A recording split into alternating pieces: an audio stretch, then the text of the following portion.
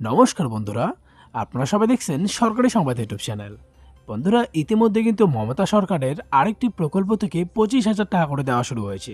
তবে বন্ধুরা, এটা কিন্তু কোনো নতুন প্রকল্প না। এই প্রকল্পটা অনেক আগেই মমতা সরকার শুরু করে দিয়েছিলেন।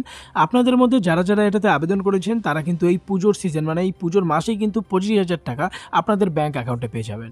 এর সাথে বন্ধুরা, আপনাদের মধ্যে যারা যারা আবেদন করেননি তারা কিন্তু অতি দ্রুত এটাতে আবেদন করে নেবেন।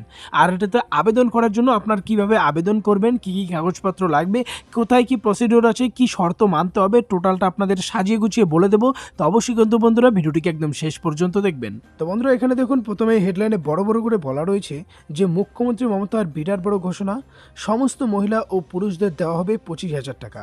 চালু হলো একটি নতুন প্রকল্প।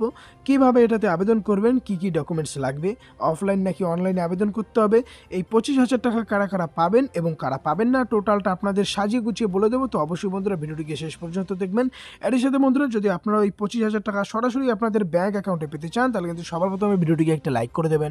এর সঙ্গে লাল রঙের সাবস্ক্রাইব বাটনে ক্লিক করে পাশের বেল নোটিফিকেশনটা অল করে দেবেন। তো বন্ধুরা, এখানে দেখুন প্রথমেই বলা রয়েছে যে রাজ্যের সমস্ত মহিলা পুরুষদের অ্যাকাউন্টে 25,000 টাকা দিয়ে দেওয়া হবে।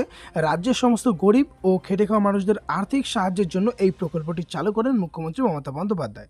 তো বন্ধুরা, এখানে দেখুন প্রথমেই বলা রয়েছে যে এই 25,000 টাকা পেতে হলে আপনাদের কি কি শর্ত পালন করতে হবে। তো অবশ্যই আপনাকে পশ্চিমবঙ্গের একজন স্থায়ী বাসিন্দা হতে হবে। আপনার বয়স অথবা আবেদনকারীর বয়স 18 থেকে 60 বছরের মধ্যে হতে হবে। পারিবারিক মাসিক আয়টা 6,500 টাকা হতে হবে।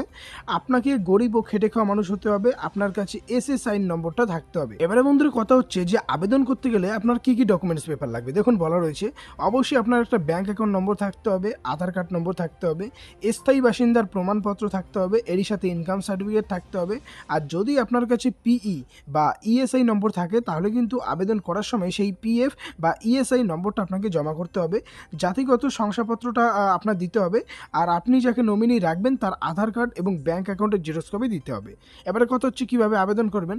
বন্ধুরা, সারা রাজ্য জুড়ে যে নতুন প্রকল্পটি চালু করা হচ্ছে সেটা হচ্ছে SSY প্রকল্প। এই প্রকল্পে আবেদন করতে গেলে আপনাকে যে ওয়েবসাইটে আসতে হবে সেটা হচ্ছে bmssy.wblabor.gov.in।